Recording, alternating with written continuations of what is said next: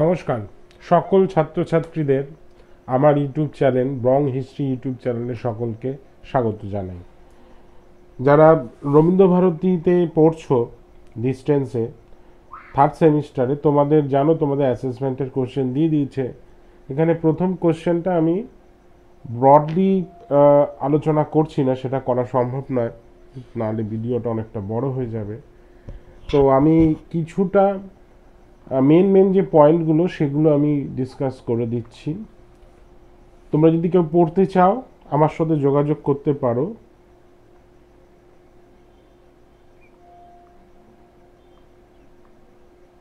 এই নাম্বারে আমার সাথে যোগাযোগ করতে পারো যদি কেউ পড়তে চাও। যারা পড়বে তারা অবশ্যই নোট পাবে, যদি কেউ আলাদাভাবে নোট কিনতে চাও তারাও যোগাযোগ করতে পারো। একটা রিজনেবল প্রাইসে তোমাদের নোট দিয়ে দেওয়া হবে।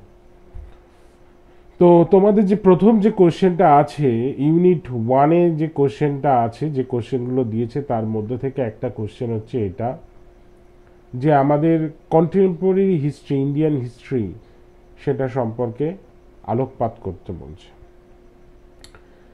যদি ইন্ডিয়ান হিস্ট্রির কথা যদি বলো, কন্টেম্পোরারি মানে কন্টেম্পোরারি বলতে সাম্প্রতিক ইতিহাস, যদি ভারতের ইতিহাসের কথা যদি বলো, তাহলে মূলত ভারতের ইতিহাসটা শুরু হচ্ছে তোমাদের স্বাধীনতার ঠিক পরবর্তী সময় থেকে, অর্থাৎ 200 বছরের যে ব্রিটিশ সাম্রাজ্য, তার তারপর থেকেই ভারতে মানে কন্টেম্পোরারি হিস্ট্রির মধ্যে এটা আসছে।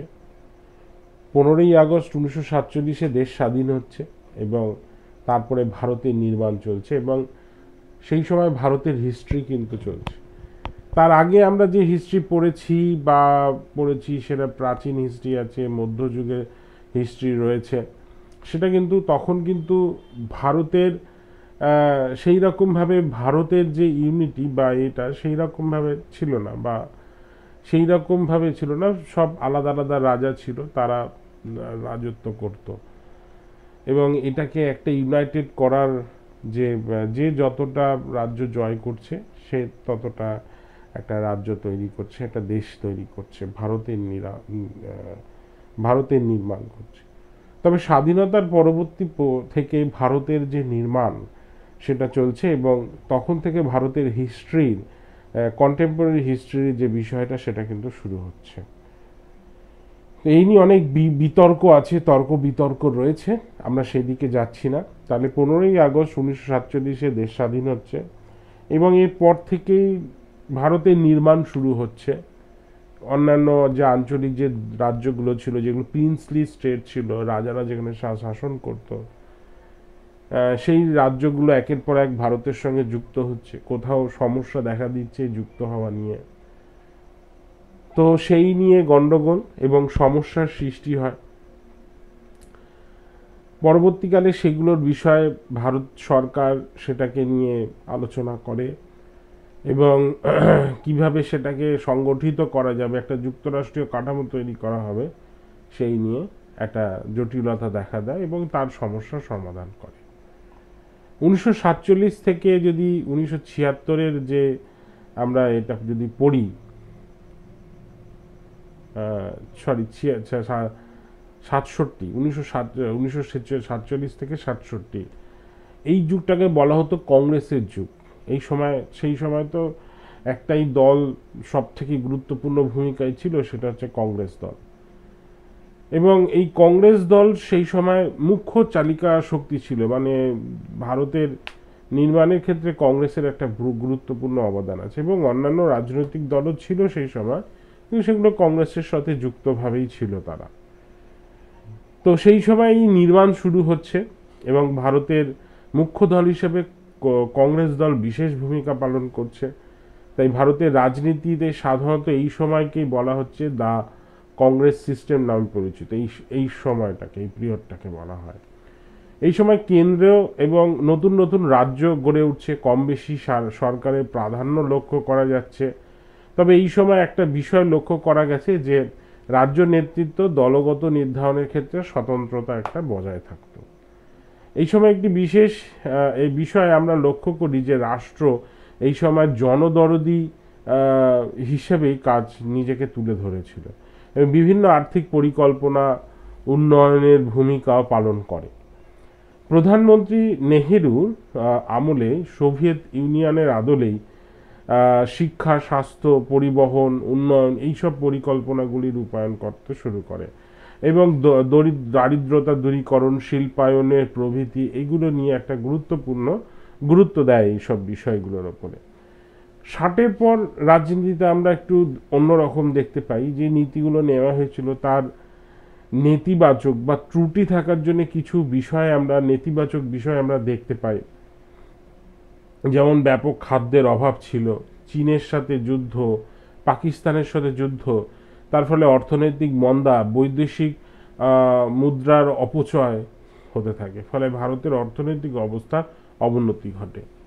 আবার 1966 সালে ইন্দিরা গান্ধী ক্ষমতায় আসার পরে টাকার অবমূল্যায়ন ঘটাতে বাধ্য হয়, ফলে এর ফলস্বরূপ নিত্য প্রয়োজনীয় জিনিসের দ্রব্য বৃদ্ধি হয় এবং আর্থিক দুরবস্থাজনিত পরিস্থিতিতে জনগণের মধ্যে ক্ষোভের সঞ্চার ঘটে এবং কোথাও কোথাও হিংসাত্মক আকার ধারণ করে।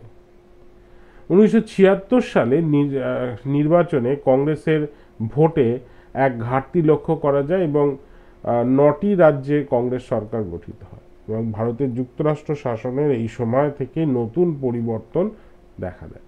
1971 সালে আবার ইন্দিরা গান্ধীর আগমন ঘটছে এবং এই সময়ে আমরা জানি যে বাংলাদেশের সাথে যুদ্ধ হয়। বিপুল ভোটে জয়লাভ করে তিনি এবং তার একটা স্লোগান ছিল এই সময়, সেটা হচ্ছে গরিবি হাটাও, যার উপরে ভিত্তি করে তিনি সেই সময় গরিব মানুষের জন্য বিভিন্ন ধরনের পরিকল্পনা নেয়। তিনি এই স্লোগানটার উপর ভিত্তি করে পরবর্তীকালে নীতি রূপায়ণ করে। প্রথমত যুক্তরাষ্ট্রীয় কাঠামোর কেন্দ্রের প্রাধান্য প্রতিষ্ঠা করা, দ্বিতীয় হচ্ছে নব্য বিকশিত শহরে মধ্যবিত্ত শ্রেণীর জীবিকা অর্জনের ক্ষেত্রে সরকারি প্রতিষ্ঠানগুলির উপরে ক্রমবদ্ধ নির্ভরশীলতা এবং খাদ্যের সংকট নির্মূল করার জন্য সবুজ বিপ্লবের পরিকল্পনা করা। হ্যাঁ, এই সময় কিন্তু সবুজ বিপ্লবের করা হয়, ঠিক আছে, ভাবনা চিন্তা করা হয়। এর ফলে কি হয়, উচ্চ ফসলশীল বীজ সার প্রয়োগের মাধ্যমে পাঞ্জাব, হরিয়ানা, উত্তরপ্রদেশের শস্য উৎপাদন লক্ষণীয় বৃদ্ধি পায়। ঠিক আছে। 80-র দশকের পরবর্তী সময় কংগ্রেসের একাধিপত্য যুগ ছিল। এই সময় আমরা দেখতে পাই যে কেন্দ্রীয় নেতৃবর্গ কর্তৃত্ব কংগ্রেসের নীতি নির্ধারণের উপরে অত্যাধিক নিয়ন্ত্রণ ছিল এবং প্রাধান্য ছিল। এই সময় অসম, পাঞ্জাব, কাশ্মীর হিংসাত্মক কার্যাবলী বৃদ্ধি পায়, সঙ্গে সঙ্গে গোটা দেশে একটা সাম্প্রদায়িকতার বাতাবরণ সৃষ্টি হয়। ঠিক আছে, এই সময় একটা সাম্প্রদায়িকতার কিন্তু বাতাবরণ সৃষ্টি হয়, একটা হিংসার প্রবণতা দেখা দেয়। আমরা জানি যে এই সময় কিন্তু অপারেশন ব্লু স্টার হয়েছিল। ঠিক আছে, শিখদের ওপরে পাঞ্জাবে যে গুরুদুয়ারা রয়েছে, যেখানে স্বর্ণ মন্দির রয়েছে, সেখানে কিছু যারা খালিস্তানি যারা ছিলেন, খালিস্তান নিয়ে যারা বেশি আলাদা একটা দেশের ভাবনা চিন্তা করছিলেন, তারা সেখানে করে, তাদের সাথে সরকারের একটা খণ্ড যুদ্ধ হয়। এটা সবাই জানো তোমরা, অপারেশন ব্লু স্টার নামে পরিচিত। সেই সময় কিন্তু এইরকম একটা দাঙ্গা হয় এবং শুধু পাঞ্জাবে হয় না, অসম, কাশ্মীর সব জায়গায় গোটা দেশেই কিন্তু এটা দেখা দেয় এবং ঠিক এর পরেই কিন্তু ইন্দিরা গান্ধীর মৃত্যু হয়। তোমরা সেটা জানো, যারা ইতিহাসের ছাত্রছাত্রী তারা এই ঘটনাটা জানো। তারপরে তার পুত্র রাজীব গান্ধীকে কিন্তু প্রধানমন্ত্রী পদে আসীন করে এবং তিনি থাকাকালীন অনেক উন্নয়নমূলক কর্মসূচি নেন। পরবর্তীকালে তাকেও মেরে দেওয়া হয়, তোমরা জানো সেটা, শ্রীলঙ্কার যারা জঙ্গি গোষ্ঠী ছিল তারাই মেরে দেয়। 1989 সালে রাজীব গান্ধী সরকারের পতন ঘটে এবং এই সময় থাকাকালীন ন্যাশনাল ফ্রন্ট গভর্নমেন্ট তৈরি হয়। ঠিক আছে, 89। আবার 91-তে নরসিমা রাওয়ের নেতৃত্বে আবার কংগ্রেস দল শাসন কায়েম করে। সে তৎকালীন অর্থমন্ত্রী ছিলেন ডক্টর মনমোহন সিং এবং তার নেতৃত্বে অর্থনৈতিক উদারীকরণ শুরু হয়। মানে ভারতে কিন্তু অর্থনৈতিক উদারীকরণ এই সময় থেকেই শুরু হয়, মানে পিজি, ঠিক আছে, লিবারাল প্রাইভেটাইজেশন অ্যান্ড গ্লোবালাইজেশন, এই জিনিসটা কিন্তু এই টাইমেই কিন্তু হয়, ডক্টর মনমোহন সিংয়ের আমলেই হয়, এবং পরবর্তীকালে আমরা দেখেছি তিনি প্রধানমন্ত্রী পদে আসীন হন। অর্থনৈতিক ক্ষেত্রে পরিবর্তন হয়, রাজনৈতিক সমাজের ওপরে তার প্রভাব পড়ে, ফলে এই সময় লাইসেন্স প্রথার অবসান ঘটে এবং 80-র দশকে বেশি পরিমাণে বিদেশি পুঁজি প্রবেশের অনুমতি দেওয়া হয়। এই সময় থেকে কি হচ্ছে, বিদেশি পুঁজি ভারতে বিনিয়োগ হতে শুরু করছে। পরিবহন পরিকাঠামো, খনি,